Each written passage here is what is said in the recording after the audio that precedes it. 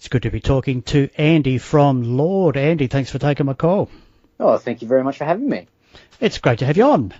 Let's do a bit of a recap, if you don't mind, on what Lord have been doing the last few years. I haven't seen you for a while. Yeah, it's one of those things. I think one of the storylines at the moment is, first album in 6 years, and Tim, especially in our bands, like going, oh, we've been doing heaps. So I think we've sort of been sort of behind the scenes releasing lots of stuff, but probably not doing as much touring as many other bands. But we've since the last album, Digital Lies, we've re-released all the old Dungeon back catalogue, re-recorded it and put it out as a box set. We've done a couple of EPs and re-recorded some earlier Lord stuff as well. And we did a live album, which was recorded in the US. And, done a little bit of touring in the US and Southeast Asia and around the country. So we've been busy, but it's the Elusive studio album, which has been 6 years in the making. And I think that's where most people's attention's been. So been busy, but I think in some ways we are back now. Right. 6 years, that's a long time between drinks. What was the story? Yeah, it's one of those things where I think we got the last album out and we started to do the touring cycle around that. And then we started looking at our back catalogue and we realised that there was a lot of stuff just legacy-wise that was owned by different people, different record labels. And we wanted to, I guess, refresh the back catalogue, especially the Dungeon era stuff, where we wanted to control it and own it. And a lot of labels have owned bits and pieces, and the rights are in all sorts of different territories in weird contracts. So we thought, stuff it, let's re-record everything. And we spent just a lot of time sort of, I guess, cleaning up the office, so to speak, and just getting everything in order and re-releasing some stuff and bringing that old crowd back to what Lord's doing now. And it was just a bit of, we're just I guess tidying everything up and trying to prep ourselves for eventually what would be an album. But we didn't expect it to take 6 years. I mean, I think we started talking about the next studio album probably about 3 years ago, and we had clear intentions of what we wanted to do, what we thought it might sound like. But then, like anything, life gets in the way and things drag out, and then recording sessions don't happen, or people don't, other priorities pop up, and it just drags out. And so before we knew it, it's like, oh, geez, so we really need to pull our fingers out and put this album out now. So, lots happening. But and also the industry changes quite a bit as well. I think we sort of looked at it and watched how people digest music, and I think we sort of looked at it and thought, we can try a lot of different things, release lots of different formats and different ways of putting music out into the market, and just see how things go. But it's come full circle now, where we thought, well, yeah, we're overdue for an album. Okay, lineup. Who's in the band? Yeah, so that's a big question. So what the band is now, I mean, it's three of us. So it's Tim, Lord Tim, Mark on guitars, and myself on bass, and we're pretty much the three amigos of the band these days. Ever since our last permanent drummer Damien Costas left, I think, it might have been 2013. So ever since then, we've sort of had this very Spinal Tap-ish revolving door of drummers that we can just never keep down. And some have come in with intentions to be a permanent fixture, but I think it's a hard domain to walk into. We've got, the three of us have been heavily invested in the band for quite some time, and it's just a different level of passion that's involved with it. So we kind of got to the point where we thought, you know what, the three of us are the band. We have been the band for quite a number of years. I mean, Mark's the newest guy in the band. He's been in the band for well over a decade, probably getting closer to 12 or 13 years now. And we'll get great friends, great session musicians. We know some incredible drummers from around the country, and when we do a tour, we'll grab one of those guys and get them on board and get them up to speed. And I think that's probably going to be the way it'll be for at least for the foreseeable future. I think that's probably the easiest way for us to manage it. So very loaded question, but it's been an ongoing theme with our band, with this revolving Spinal Tap series of drummers that have just come and gone. Just so long as we don't get people exploding on stage. No spontaneous combustion, no. Right. Okay, so you've got the album in mind. You've gone in to record it. Tell us about this. Yeah, it hasn't been a quick process. So we, as as mentioned before, but at least 3 years ago, we all sort of got together and spoke about what we wanted to do. We'd done a number of different types of things. We'd done the epic long songs. We released an EP with a 24-minute song on it with all these twists and turns, very cinematic. And we went back and re-recorded all the dungeon stuff. And we just thought, you know what, we need something that's just straight up. No fussing, no messing about.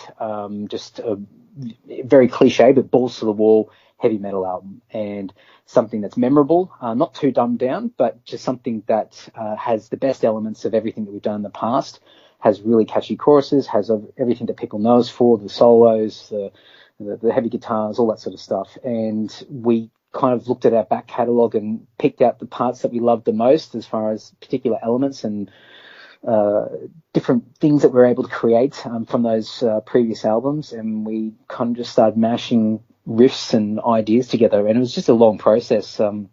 We just throw riffs into a bucket, song ideas, lyric themes, and things like that, and we just start to throw things at a wall and see what sticks, and and we see what happens. And so we went through the demo stage and started putting them together, and then we started to slowly track things, and we had a few delays here and there for various reasons, and it probably wasn't the easiest process to go through, but thinking back, I don't think any of the last several albums that we've done have been easy. They've all had their own unique challenges. Something dramatic has happened at some point in time on each album, so it sort of adds an extra level of, I would say, an extra level of energy to the album, where there's probably a little bit of pent up frustration that just is unleashed with some heavy guitars and some vocals.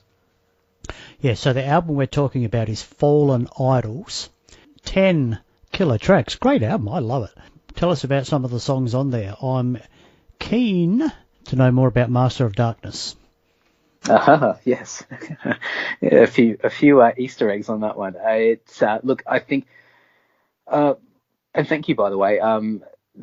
Fallen Idols is, I think, what we would call the ultimate mixtape. A big theme behind this, in addition to sort of establishing or confirming the idea that we wanted to put together just this balls to the wall heavy metal album, we wanted to sort of have a bit of a throwback to when a lot of us were getting into music and having the old school mixtape that we would dub off the radio or off vinyl or other cassette tapes or whatever it was, or somebody with a compilation burning songs onto a CD or whatever it is. It was just this mash of just odds and ends, like lots of different music. You'd have everything from Bon Jovi to Bathory and Creator and Slayer and Megadeth and all sorts of stuff.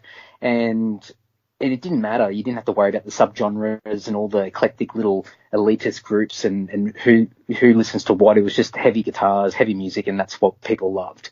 And we wanted to capture some of that, but bring in a very fresh, modern production to it as well, so we could get the best of both worlds. We didn't want it to sound dated, but we want it to be a celebration of everything that we love about metal, that we love about heavy music. So that's where a lot of the album comes from. And so as people listen to the album, you're going to hear elements of everything from very straight up power metal and old throwback dungeon riffs and choruses, right through to these epic, very orchestrated tracks, to melodic death metal, to old school thrash, and even like a very, very 80s power ballad with some heavy guitar solo in there. But we've mashed it all together, and it sounds like it's a bit of a mix match of stuff, but we've tried to make it sound cohesive.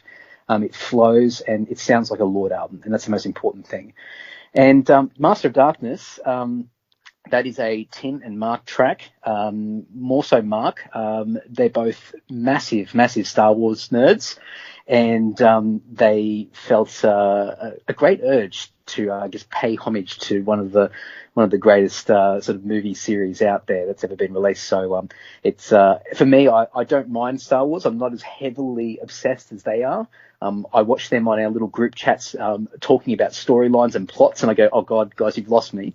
But even listening to this song, I'm tempted to go back and rewatch everything and get up to speed, because they've done a good job at capturing just some of that excitement around that whole empire that's been created out of that that film.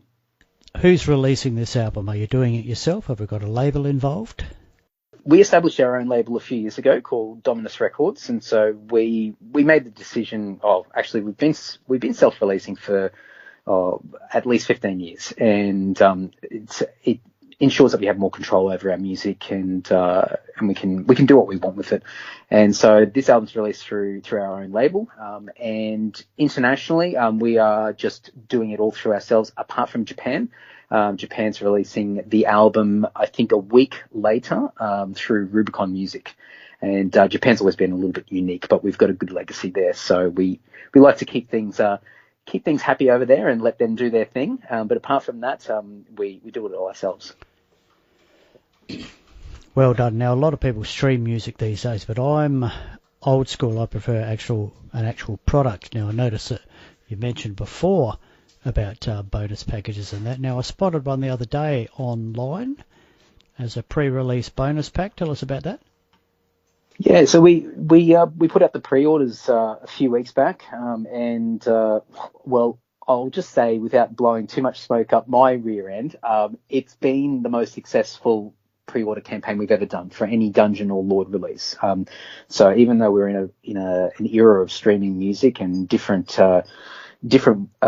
behaviors when it comes to listening to music and enjoying it, we've sold more CDs in this pre-order than we ever had before. So it just goes to show that, I guess, things are changing, but metal still has that great passion for the physical product, which is cool. We want to make sure that we continue to do that. But for the pre-order stuff, we allowed people a few different options. They could grab a signed copy of the CD that we'd scribble all over for them. Also a T-shirt and CD combo, and then we've got something that it's very corny, but we've called it the deluxe pack, which is the CD and the T-shirt, and there's an old school back patch and a couple of smaller patches, so people can get their old battle jackets out of the closet, and a bonus CD, which is karaoke versions of all the songs and some additional bonus tracks. So there's a couple of cover songs on the deluxe version, a John Farnham cover and an Ice House cover, just for a bit of Aussie nostalgia there, and an additional bonus studio track on there as well. So we've made sure that we've really sort of gone full on bang for buck for the people that support us. Yeah. Now, you've been touring. You've come to Adelaide. Where now? Yeah, so funnily enough, we do everything backwards. So we decided to do the tour before the album came out. So we thought, let's get out there and give everyone pre-warning that the album's coming out, and that's done really well. But at the moment, we are just working out, I guess, what the opportunities are in some of the other international markets. So we're looking back at Japan, we're looking at New Zealand. New Zealand's been yonks since we've gone there, Southeast Asia, and then of course Europe and North America. But we'll probably come back around the traps in Australia and do a second leg probably in the beginning of the year, next year, 2020. We really want to stretch this album out and really milk it for as much as we can. So we'll come back to the places that we played last time and some of the places that we missed as well, and we'll just make sure that as many people get an opportunity to see us, but also get to listen to the album, hear the songs, and enjoy them. All right, Andy from Lord, thanks so much for taking my call tonight. Best of luck with the new album, Fallen Idols, and we'll speak to you again soon. Hey, thank you so much. Appreciate the time, and really looking forward to everybody enjoying the new songs.